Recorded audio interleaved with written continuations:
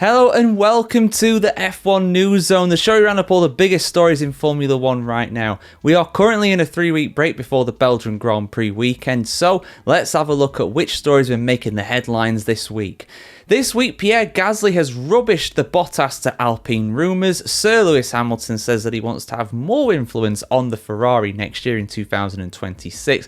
And Adrian Newey has changed his opinion about the F1 regulations next year. Find out why and a whole lot more in today's video. If you're watching on YouTube, skip to the timestamps in the video description to watch the story that you're most interested in. So, without further ado, let's dive in. So, there's been plenty of rumours about Alpine making a change in the driver department. Certainly not for Pierre Gasly. He has been one of the standout stars of this season, in my opinion. But for the second seat, the one that has already changed hands once before as well, of course.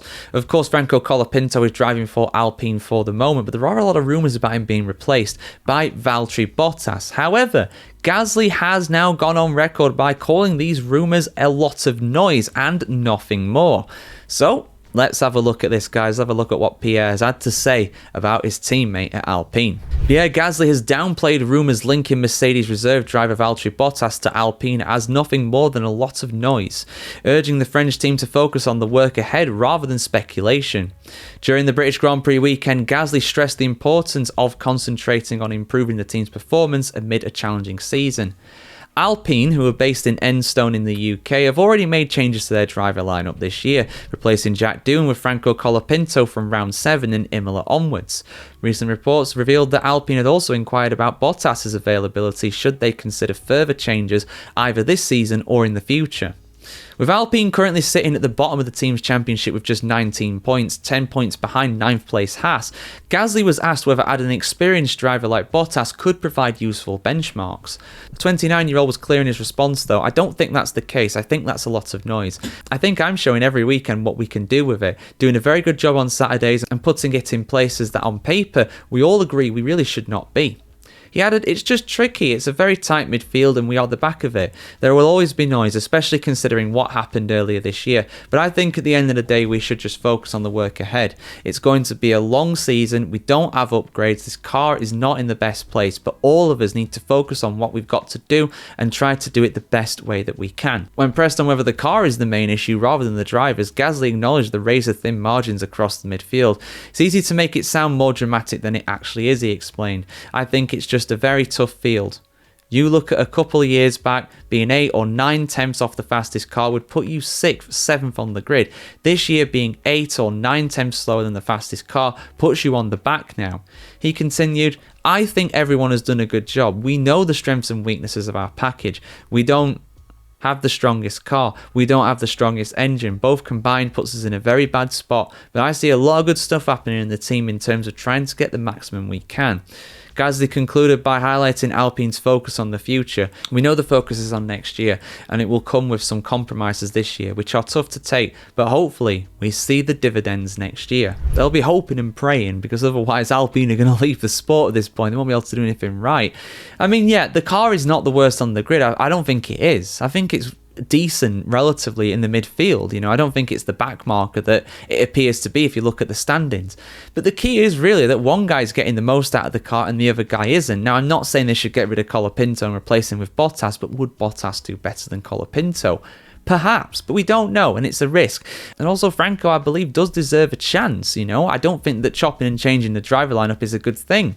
I said that when they got rid of Jack Doohan, and I'm saying it again now that they're talking about getting rid of Franco Colapinto. But as I brought you yesterday here on the channel, guys, Colapinto sounds convinced, as does the Argentine CEO of Renault as well, that he is going to be on the grid for the remainder of the campaign. I don't think these Bottas to Alpine rumours are going to go anywhere, really, to be honest, but hey, it's Alpine. It's very difficult to predict. But get your thoughts on it in the comments below, guys. Will Franco Colapinto be replaced? Should he be replaced? I want to hear what you have to say about this as always, guys. Interesting choice of words from Sir Lewis Hamilton here, but I think I know what he's talking about. He's aiming to inject some of his DNA, his words, not mine, into Ferrari's 2026 Formula 1 car amid a lot of criticism really when it comes to their car from this season. Of course, it has been a downturn in terms of performance. They are still second in the Constructors' Championship, but that gap between them and McLaren is absolutely humongous. They have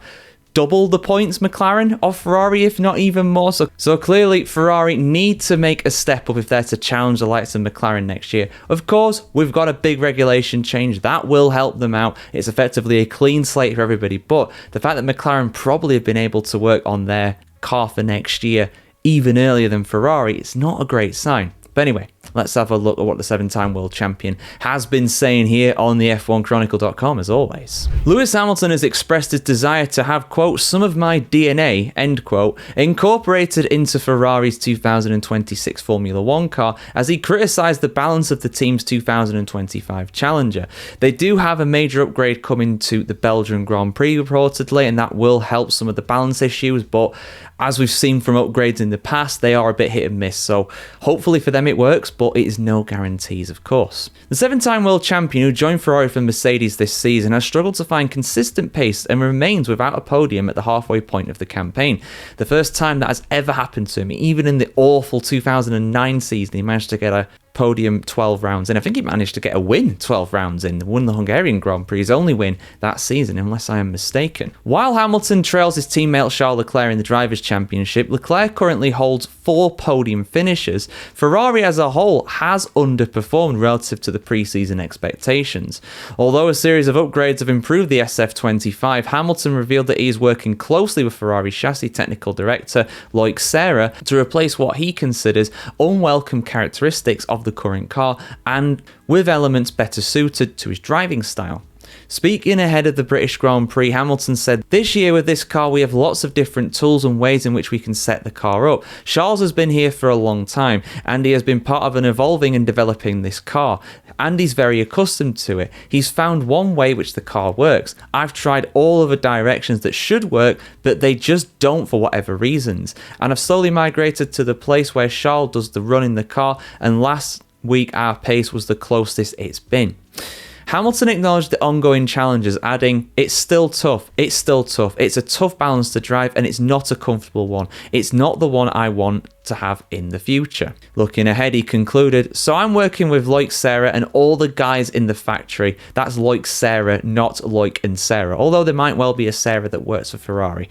Anyway, and all the guys at the factory to make sure that the next car will have some of my DNA and hopefully we'll be able to get some of the characteristics that I'm hoping to have in it next year. Interesting words. I mean, normally you go with the lead guy to help design the car, help it suit their driving style.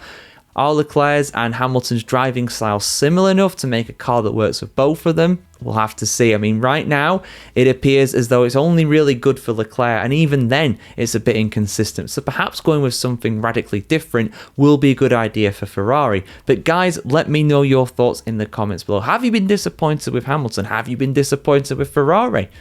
Look at my grades, see what I think. I did mid-season grades for all the teams and all the drivers, of course, Ferrari, Hamilton and Leclerc included. So go check that out if you've not already. Have a great day wherever in the world today, guys, and let's hope for an upturn in performance from Ferrari next weekend for the Belgian Grand Prix. They'll be certainly hoping for it because, like I said, it is their final major upgrade package of the season. They're going to be hoping and praying that it works as intended. An intrigued and fully optimised Adrian Newey is something that's a very scary prospect for the rest of the grid. While drivers like Max Verstappen can very much make the difference in a very average car, to make a very good car you need somebody like Adrian Newey. Just look at how much Red Bull Racing are struggling right now under the stewardship of Pierre Gasly. I've been told his name is actually said Pierre. No one corrected me on that one. I always thought it was Pierre Vaca. But anyway, I digress. Adrian Newey, the man who used to work at Red Bull, is now at Aston Martin. And all of his chips are down on 2026. But will he hit the jackpot? Will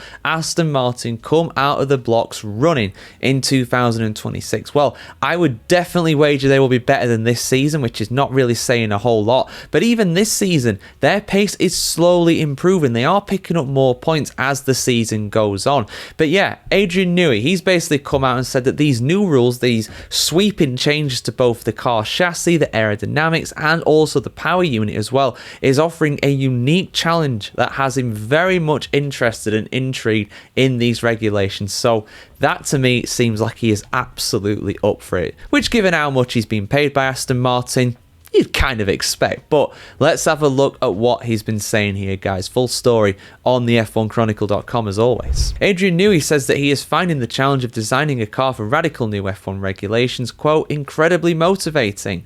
More than a year before Christian Horner lost his job at Red Bull, 66-year-old Newey decided mid last year to leave the outfit and join Aston Martin.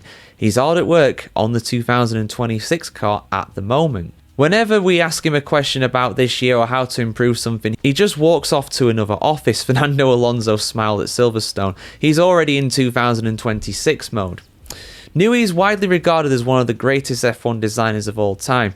For me, there's no question about it. He's number one. The amount of championships that man has won at different teams in different eras of Formula One. As Jeremy Clarkson said very drunkenly, but I do agree with his point, for the Bahrain Grand Prix in 23, I think it was, who is your money on? Adrian Newey. Bet on Adrian Newey. Bet against him at your peril. And he remains the highest paid at present. I'm the last dinosaur in the industry still using a drawing board, said the Briton at the Goodwood Festival of Speed. According to the Spanish broadcaster DAZN, for me, it's simply a language, a way of developing thoughts from here to a medium and evolving them from there.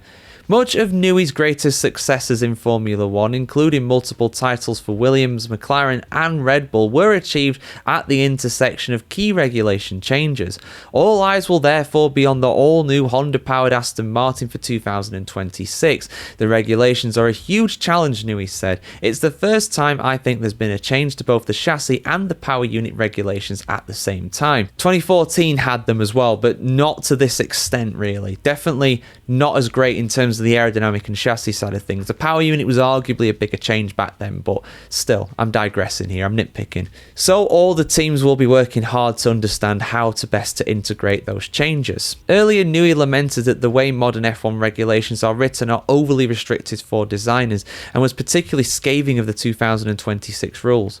Now, though he has changed his tune, I'm finding the regulatory changes quite stimulating, said Newey. There's an opportunity for new ideas, which is the case for everyone. So I'm not saying we're going to do anything spectacular at all, but it's incredibly motivating. Like I said, bet against Adrian Newey's team at your peril. You look at the history of what he's achieved in Formula One. He made the absolute most of all of the electronic aids. In the early 90s with Williams, he created one of the most dominant Formula One cars in history that absolutely walked both Nigel Mansell and Alain Prost to their titles in 92 and 93 respectively.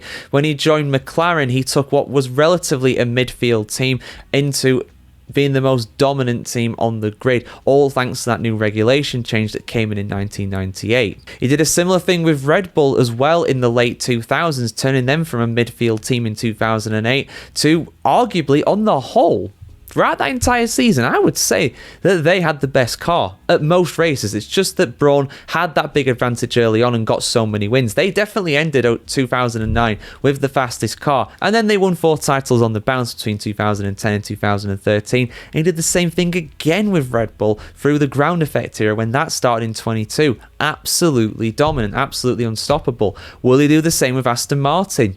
He's got all the facilities, all the financial backing that he needs to make it a success.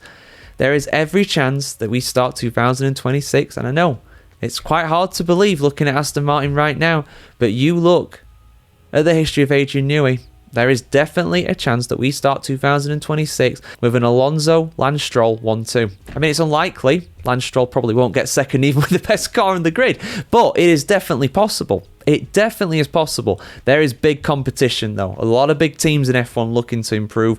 Red Bull, they're going to look to improve themselves. McLaren look to continue their form. Ferrari want to get back to the top. Same for Mercedes as well. A lot of big teams. But honestly, Aston Martin, going on what Newey's saying, I don't think he'd be saying that if he wasn't confident. But your thoughts as always, guys. Get them in the comments below. Where will Aston Martin be next year? Will they be at the front? Will Aston Martin be able to be the top team in Formula One? Will Honda hit the ground running with their new team supplying Aston Martin exclusively next year? Your thoughts in the comments below, I was appreciated as always, guys. Yuki Tsunoda's future at Red Bull Racing is far from secure. Now, of course, Red Bull are losing the backing of Honda. For 2026, they are going to be moving towards Ford backing for their power units. Of course, Tsunoda is intrinsically linked to Honda, and there's been a lot of rumours that his poor form recently could see him, of course, ousted from that seat because they no longer have the Honda connection to kind of back him up at that point. Now, who, of course, is going to get Honda engines in 2026? Aston Martin. But there are rumours that Tsunoda could head to a different team. He could head to Cadillac or Haas instead. Let me explain why, guys. I got a full article here on the F1Chronicle.com as always.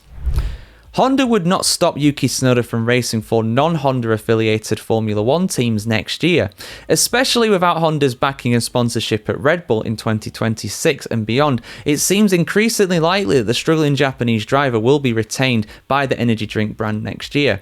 Honda is switching its work support to Aston Martin, whose cockpits for 2026 are already filled by Fernando Alonso and Lance Stroll. Although, like I've said many times, if Lawrence Stroll wanted to get rid of Lance Stroll, I reckon he could, so that is not actually that secure in my opinion. But officially, Stroll is contracted with a team for next year and beyond, in the team's own words. Tsunoda has been linked with a reserve driver role at Aston Martin. If he became a reserve driver at Aston Martin and Lance Stroll was in the cockpit ahead of him, that would be a travesty. My goodness me, imagine. But Honda Racing Corporation President Koji Watanabe thinks there is a chance that he will stay at Red Bull. There are no discussions about a change, he told specialist Japanese source asweb.jp. Like Liam Lawson and Sergio Perez, Tsunoda has notably struggled to get anywhere close to the pace and results of Max Verstappen this season. Looking at the results from the outside, my honest impression is that they are struggling more than we expected, Watanabe admitted. However, after keeping in contact with Yuki and listening to him, it seems that he is taking a more positive view than we thought. If the car's fighting power can be improved, they can seize the opportunity. I believe they can still do well. To that end, we at HRC will continue to provide them with our full support going forwards and always. Honda's support of Red Bull, though, will completely end after this season.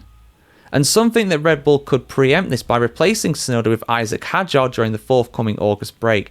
Don't do it, Red Bull. Don't ruin another young kid's career, please. First of all, there has been no discussions about changing during the summer break, Watanabe insisted. Remember what we heard from Sergio Perez, though, last year? They said the same thing. It apparently just came completely out of nowhere. I'm not saying it's going to happen, but there wasn't exactly much warning about it either. What we are hearing is that just because his performance is a little poor, they will not start discussions about changing right away, but will take a long-term view. I know there are various rumours, but I confirmed with the team that basically Yuki will race for Red Bull until the end of this season. And if he can achieve results somewhere in the second half of the season, I think that will expand his possibilities for the future. If Red Bull does drop 25-year-old Tsunoda and is not moved on to Honda-powered Aston Martin, he is already being linked with a potential move to Cadillac. When asked if the idea of Tsunoda driving for Ferrari-powered Cadillac is a concern for Honda, Watanabe insisted, no, it's not. Another rumour links Tsunoda with Haas, who are developing an increasing relationship with Honda's arch-Japanese competitor, Toyota.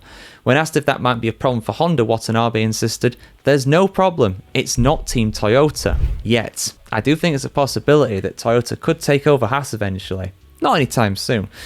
When the next engines come in, 2030, whenever they're going to come in, I think that could be an increased possibility. I could definitely see that happening. But what do you think, guys? Do you think Tsunoda will be racing for Red Bull Racing next year? I think it depends on this season. I really do. I don't think he's going to be moved on mid-season. I think they're going to keep with him. The problem is not the driver. It's not the driver. We've had quality drivers come through that Red Bull meat grinder and get chewed up and spat out. And a lot of them have gone on success elsewhere. If Sergio Perez does come back for Cadillac, I guarantee you he will do well. Guarantee it. He will. He is one, and I've said this many times, he is one of, if not the best driver in the world at driving a midfield or underpowered car. He pulled off miracles on a regular basis for Haas and Force India. Just didn't work out Red Bull. That car is just too damn hard to drive for anybody whose name is not Max Verstappen or Franz Hermann. But yeah, I really do think it completely hinges on how he does in the remainder of the season. If he doesn't perform, Tsunoda, down to Racing Bulls for you. Hadjar in the car for 26. If he performs better, gets points on a semi-regular basis, I think they'll keep him, but maybe even then that won't be enough. Bit of a strange quote from the president of the FIA, Mohammed Ben Sulayem. I know that's very much unlike him, isn't it? He absolutely always talks perfect sense and doesn't say anything out of the ordinary. Oh no, that's not him. But he said that he's got a good relationship with Max Verstappen, but why is he coming out and saying this? It's just a bit of an odd thing. Is it because of Horner being sacked? Let's have a look, guys. Got the full story here on the channel for you as always. The FIA's reigning president insists that he has a, quote, good relationship with Max Verstappen. Since taking over from Jean Todt at the end of 2021, Mohammed Ben Sulayem has been a highly controversial figure in the world of motorsport, clashing not only with members within the Paris-based federation, but also inside the Formula One paddock. Some believe that the 63-year-old Emirati's poorest relationship, though, is with Max Verstappen, who was sent to carry out community service after swearing during an FIA press conference at last year's Singapore Grand Prix. Like I said, my man was sent to Rwanda. I mean, he was also there to do the prize-giving thing, but Ben Sulayem threatened to not give him the championship trophy unless he spoke to them school children. You know, that's not really healthy, I'll be honest. But anyway, having assumed a lower profile in the last several months, I mean, it's relative. The guy is still at the forefront. He was still very much there, prominently displaying himself at the British Grand Prix after the race, congratulating the drivers, but I digress. It is relatively lower for him, I suppose. Ben Sulayem is now re-engaging with the media, as the FIA boss looks to go on the charm offensive ahead of his re-election campaign for the FIA. And indeed, Ben Sulayem is now insisting that he is patching up relationships with top F1 drivers. He said, and I quote, "I've sat with them, and with WRC and other drivers too. They all have my phone number. But if we're to talk about, say, the ban on swearing on the on FIA channels, believe me, I'll always stick to that. I was a racing driver myself, but I never swore." Call him on that. We just have to control ourselves and the drivers too. They are all intelligent people, ambassadors of our sport. In fact, they are the future of our sport. Ben Sulayem recently agreed to dilute the harshness of the potential penalties for drivers swearing, but insists he will not back down completely. For me personally, Muhammad Ali was the greatest sportsman in the world, and I never heard him swear, and I never heard Lewis Hamilton swear either, not in any of his teams. Again, pretty sure I've heard Hamilton swear at different points, so call him on that. And yeah, Muhammad Ali, I mean, different era, I suppose. He definitely said some interesting stuff to his opponents over the years. Very much a master of the trash talker was Muhammad Ali. Pioneer of trash talking, I guess you could maybe say. I don't think anybody really did it to the same extent that he did before then. And yes, to his credit, to his very small credit, I mean, he's created a problem and solved it, sort of. They have loosened some of the regulations around the swearing and stuff like that on the channels. So, you know, if you swear during the race in the car, you're all right. It's just outside of that, if you do something like that, then you're going to be in trouble. So far, though, I don't think anybody has been fined in Formula One yet. I know there was a few rally drivers that have been fined very controversially for breaking these rules, which, yeah, not a big fan of that. And like I said, Ben Sulayem insisted that his relationship with Max Verstappen is, quote, fine. Max is a great champion, a young champion too, so he's hungry, smart, and he really wants to win. The same goes for Lando Norris and Oscar Piastri, and then there's Charles Leclerc. They're all fantastic drivers, and you see them mature, quickly. 15 years ago, you didn't see so many youngsters on the grid. Now I remember signing Kimi Antonelli's super license and seeing that he was 17. When you let that sink in, it's actually incredible. I agree with him there. It is incredible how young these drivers are, and they're getting younger and younger, you know. They are getting snatched up by these driver programs from these Formula One teams at an ever younger age. It's not uncommon for them to be in these driver programs from like 5 years old, 6 years old nowadays. So even though they are very inexperienced in life, they are very experienced in terms of racing, you know. So for lack of a better term, they are clearly groomed for these positions in Formula One teams from a very young age. They are used to the simulators, they are used to the teams, practice sessions, all that sort of stuff, testing. You know, they are integrated and they're so young, so that even though they are super young, really, they're actually quite prepared. I mean, you look at the programs and stuff that the likes of Antonelli have done just to get into Formula One. So yeah, we're just going to see that even more and more. But is his relationship with Verstappen good?